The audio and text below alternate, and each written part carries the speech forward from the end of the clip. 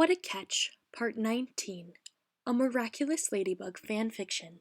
If you have not heard the previous 18 parts of this story, you can find a link to them in the description box below. Where is she? Adrien thought, checking his phone for the 7th time. Was Ladybug running late, or had something bad happened to her? He sighed and rubbed the scar on his chin, furrowing his brow as the events of the day conquered his thoughts. The date with Anasi, shopping with Marinette, apologizing to Plag, and letting him go. He felt the lump rise in his throat. He didn't want to cry again. He couldn't afford to. The ring was already on its way to his New York safe house, with fakes shipped out to London, Hong Kong, and Las Vegas as a precaution. There was no way he was letting Hawkmoth get both of the Miraculous. Twirling the replica of his miraculous ring around his finger, Adrien looked around the park, hoping for any kind of movement. As the time passed, his impatience turned to worry. She hadn't gotten hurt, right? It was now 2 hours after their proposed meeting time, and his shirt was soaked with sweat from pacing back and forth. But what could he do? It's not like he knew where she lived, and he didn't have his Miraculous to call her with. He couldn't leave without knowing. He wouldn't be able to sleep until he saw her again. Although she didn't know it, he was sure that tomorrow would be the last time she would see him uninjured.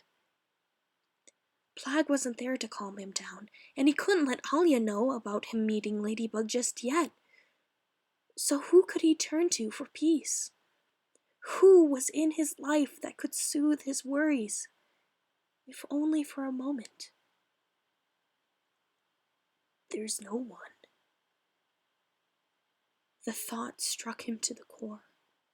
All of a sudden, he was 13 years old again and feeling unloved by the world. He didn't learn that his father loved him, in his own way, until it was almost too late and he was on his deathbed.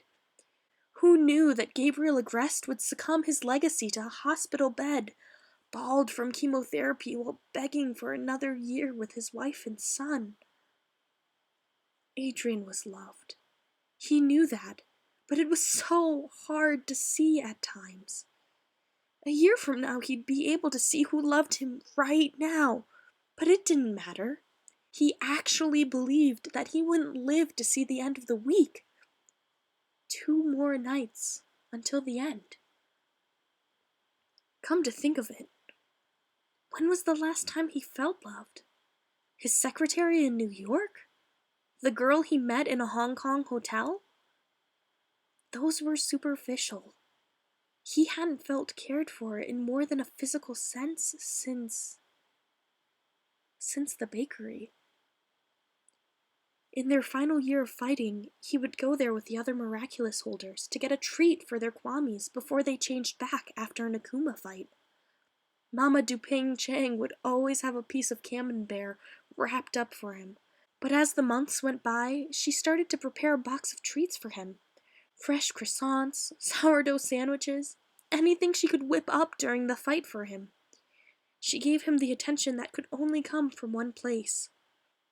The few minutes he had with her while wearing the mask were special to him, because it was the only time he could feel a mother's love. Adrien ran his fingers through his hair and stood up from the park bench. It was clear that she wasn't coming, even though he was willing to wait all night if he had to.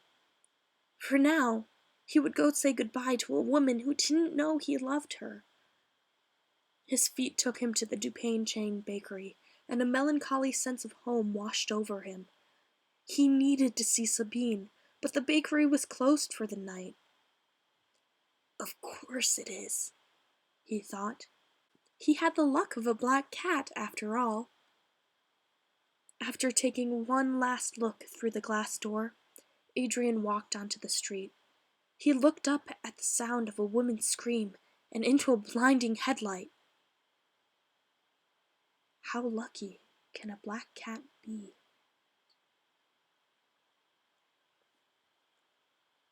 Thank you so much for listening. Part 20 will be coming out shortly. In the meantime, you can check out the other videos below for more fanfiction. I'll catch you next time.